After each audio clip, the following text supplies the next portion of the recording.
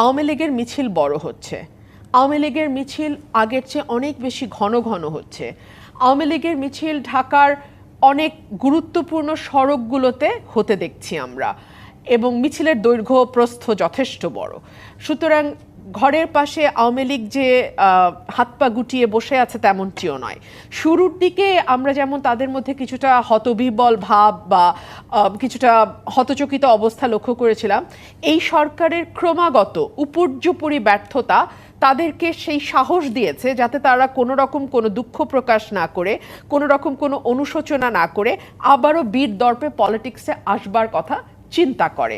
এবং very recent যেই ইন্টারভিউটা আমাদের প্রধান উপদেষ্টা দিলেন, সেখানেও কিন্তু তিনি বেশ কিছু জায়গা একটু হেইজি বা একটু অস্পষ্ট রেখেছেন।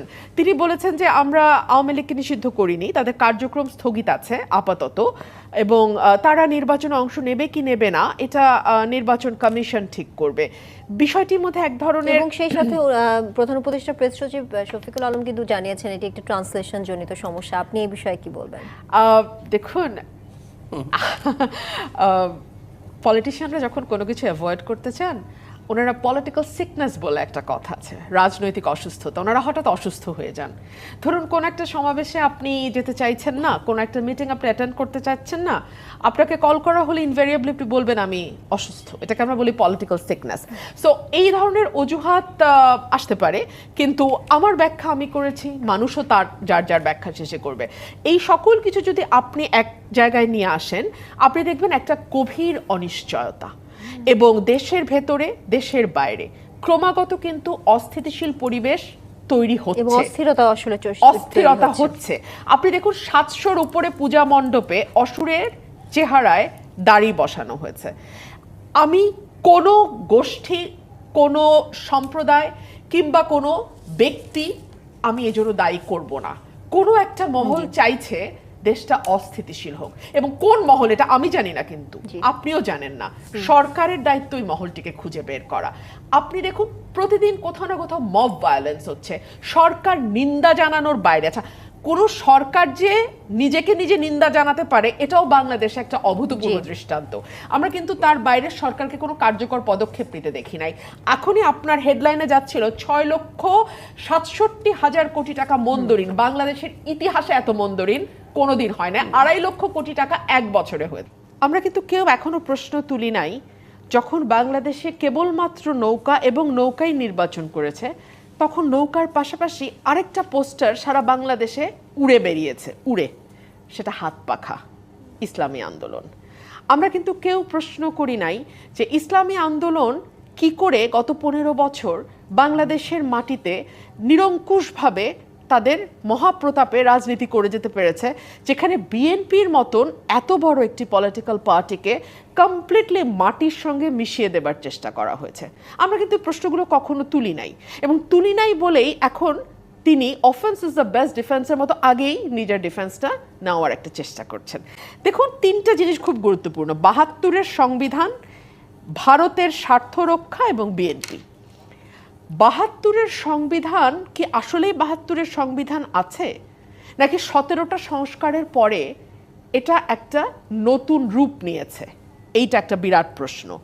এই 72-এর সংবিধান থাকা অবস্থায় বাংলাদেশের রাষ্ট্র ক্ষমতায় বিএনপি ছিল, আওয়ামী লীগ ছিল, জাতীয় পার্টি ছিল, এবং বিএনপি, আওয়ামী লীগ এবং জাতীয় পার্টির সঙ্গে বিভিন্ন সময় জোটের সঙ্গী হয়ে অন্যান্য রাজনৈতিক দলগুলোও ছিল।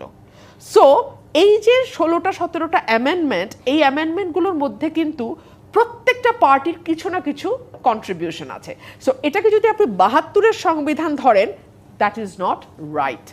ভারতের স্বার্থ, বাংলাদেশে গত 15 বছর আপনি যদি গণতন্ত্রের পক্ষে বলতেন, মানুষের ভোটের অধিকারের পক্ষে বলতেন, আইনের শাসন, ন্যায় বিচার, বৈষম্য নিরসনের কথা বলতেন, আপনাকে একটা কথা দিয়ে থামিয়ে দেয়া হতো: আপনি মুক্তিযুদ্ধের চেতনার বিরোধী এবং আপনি রাজাকার শাবক। এই শব্দটা আমার মনে আছে, কারণ আওয়ামী লীগের তথ্যমন্ত্রী আরাফাত একটা বিরাট কলাম লিখেছিল যে রাজাকার শাবকদের বাংলাদেশে বাস করার অধিকার আছে কিনা। এখন আমরা দেখছি 5ই অগস্টের পর সব একই রকম আছে, তেমন কিছুই বদলায় নাই। নতুন নতুন অনেক কিছু যুক্ত হচ্ছে, মব কালচার যুক্ত হয়েছে, বাড়ি বাড়ি ঢুকে ডাকাতি যুক্ত হয়েছে, অনেক কিছু যুক্ত হয়েছে।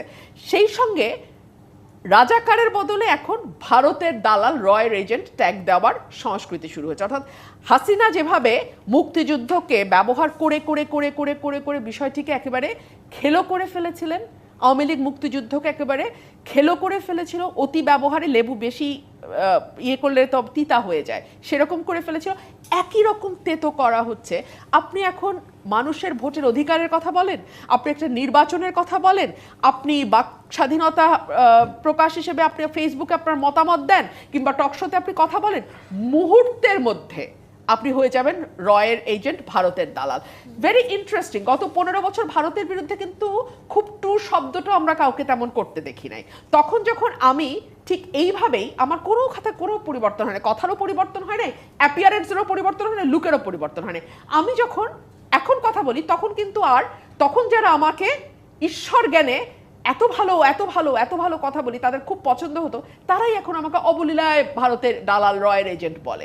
সো এই যে একটা সংস্কৃতি যে মতের সঙ্গে না মিললেই তাকে মেলাইন করার জন্য আপনি যে কোনো কিছু বলেন, এটাই 15 বছর ধরে চলে এসছে এবং সেটার কন্টিনিউয়েশন আমরা এখনো দেখতে পাচ্ছি। আপনি ইসলামী ঐক্যজোটের যে কথাটা বললেন না, সেটা এই জায়গা থেকে খুব ভিন্ন কিছু না।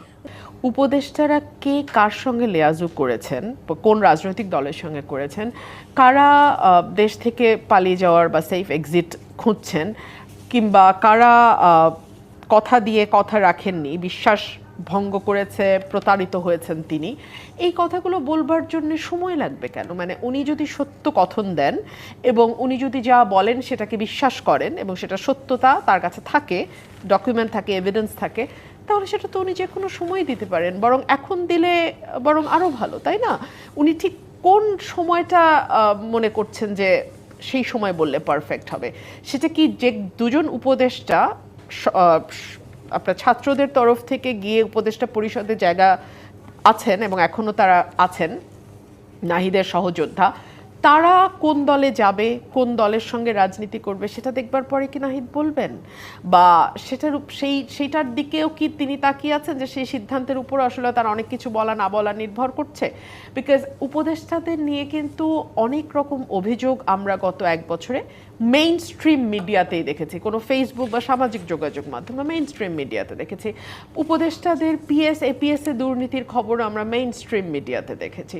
সো তারপরেও যদি ওনার মনে হয় যে কাউকে কাউকে বিশ্বাস করে তিনি প্রতারিত হয়েছেন, কাদেরকে বিশ্বাস করেছেন, কোন কথা মানে কোন বিষয়ের উপর তিনি বিশ্বাস করেছেন এবং কিভাবে তিনি প্রতারিত হয়েছেন, তাহলে এটা আমাদের জন্য সহজ হতো। এই উপদেষ্টা পরিষদের একজন সদস্য কিন্তু উনি নিজেও ছিলেন। সো উনি অনেক কিছুই হয়তো আমাদের চেয়ে অনেক ভালো জানবেন এবং আমার মনে হয় যে ক্ল্যারিটি এবং ট্রান্সপারেন্সির কোনো বিকল্প নাই। উনি যদি যত দ্রুত এই কথাগুলো বলে দেন ততই তো ভালো, না?